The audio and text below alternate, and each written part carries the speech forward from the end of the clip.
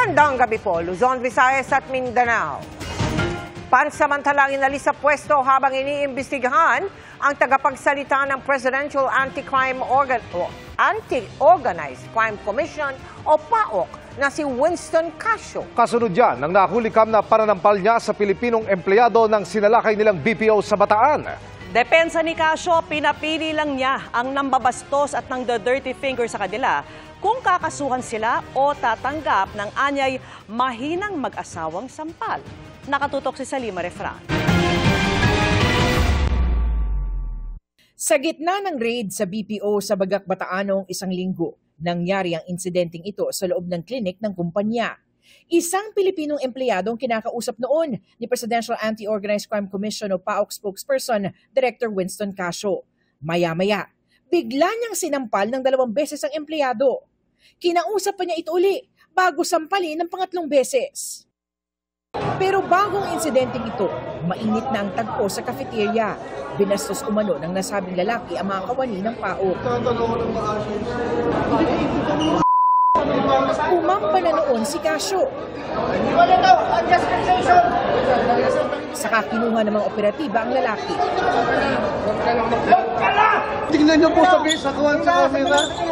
Pauuwiin na sana noon ang mga Pilipinong empleyado. Hanggang Monday kayo rito! Wala mauwing Pilipino! Pero pinauwi rin ng nasa 700 Pilipino matapos maproseso pagdating ng hating gabi. Kasunod ng video, tinanggal muna bilang spokesperson ng PAOC si Casio para magbigay daan sa investigasyon ng nangyari. Si Casio nagsumite na rin ng paliwanag sa komisyon.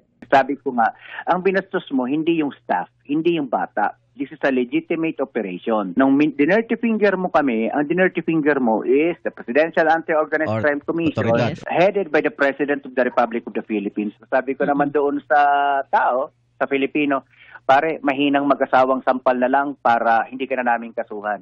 Willing ka ba doon? Unjust fixation or mahinang mag-asawang sampal? Pero at the end of the day, I still apologize. That is erroneous on my part. Dapat po, inuloy ko na lang yung kaso. Under administrative suspension ngayon si Casio hanggang sa matapos ang investigasyon ng PAOC. Maaari naman daw maghain ng reklamo ang lalaki sa video para paharapin dito si Casio. At the end of the day, yung ginawa ni Doc, para sa akin, hindi pa rin tama. Na hindi mo kailangan pagbuhatan ng kamay, whether mahina yan o malakas yan. Hindi mo pwedeng basta-basta pagbubuhatan ng kamay ang isang tao dahil nagmura siya. Para sa akin, hindi mo pwedeng ituwid ng isang pagkakamali, yung isang maling bagay. Patuloy na kinukuha ng GMA Integrated News ang panig ng Central 1 Bataan. Para sa GMA Integrated News, Salima Refran, nakatutok 24 oras.